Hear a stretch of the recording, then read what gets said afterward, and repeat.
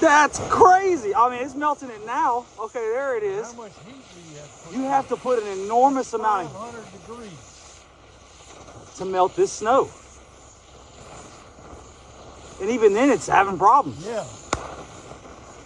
It's having issues right now trying to melt. That's insane. It should just be turning the water. Manufactured snow.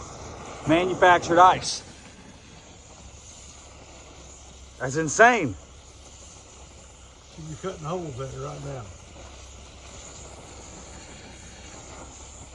That's insane. That's what I'm saying. Like, we should have been getting ice all off of there. It should have been done within a matter of minutes.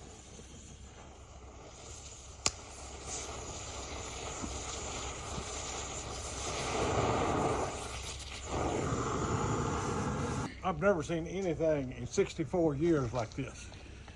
And my daddy was here, he'd tell you the same thing. When you stick that kind of heat to an ice cube, it should just melt. Okay? This